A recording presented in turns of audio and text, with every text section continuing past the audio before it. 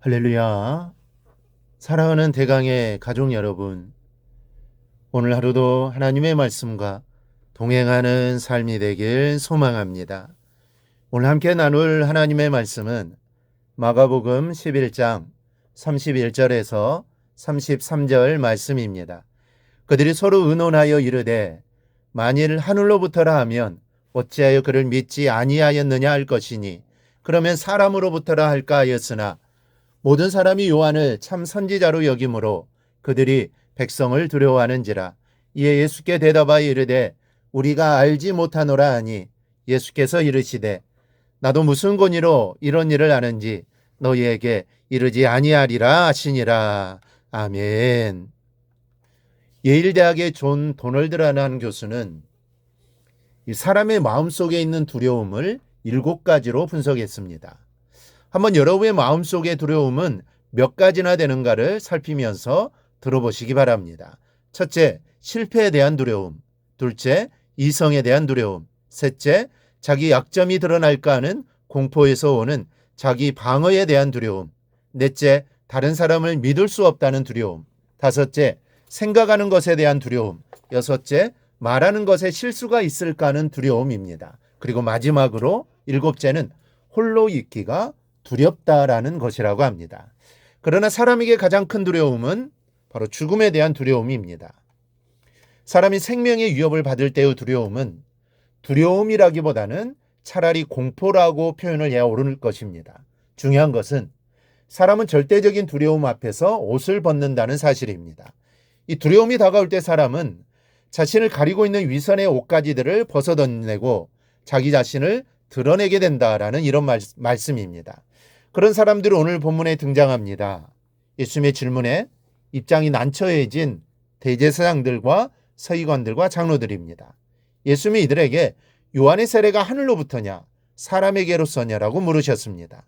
하늘로서라고 대답을 하면 그럼 왜 너희들은 요한을 믿지 못하고 세례를 받지 않았느냐라는 비난을 받게 될 것이고, 사람에게서라고 답변하면 세례 요한을 선지자로 생각하고 있는 백성들이 가만히 있지 않을 것이기 때문입니다. 그런 공경에 빠져 이들은 두려움을 느끼고 있습니다.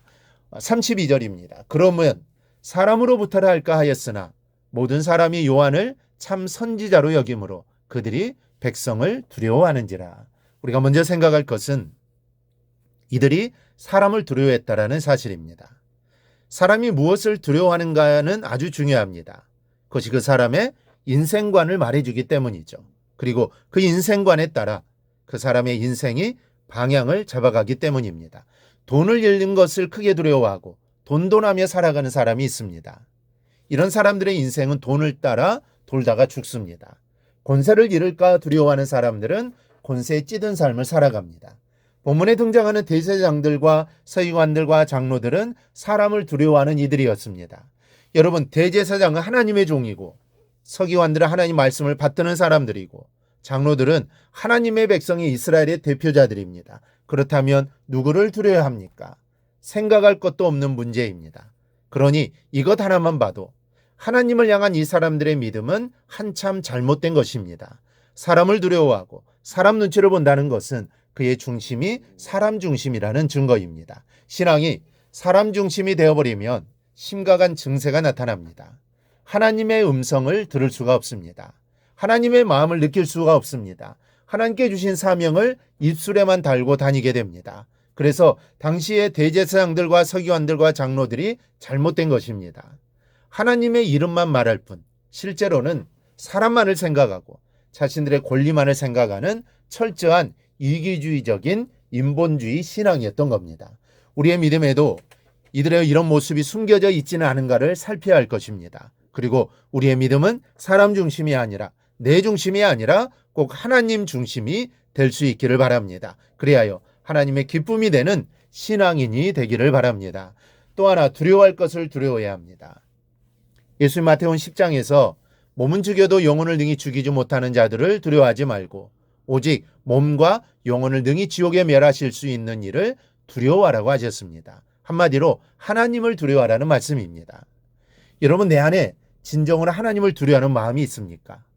우리 너무 사랑의 하나님만 듣다 보니 하나님을 향한 두려움을 잃어버리는 경향이 있습니다.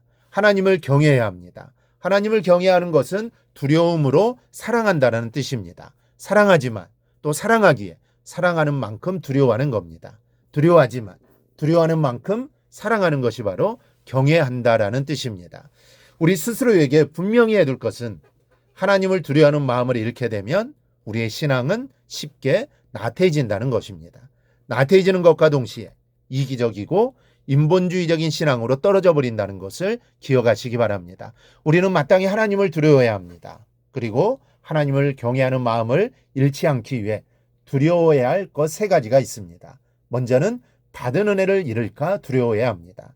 또 하나는 이미 은혜를 잃은 것이 있다면 그것을 두려워해야 합니다. 셋째는 잃은 은혜를 회복하려고 두려워해야 합니다. 이것이 진정으로 우리가 두려워해야 할 것들입니다.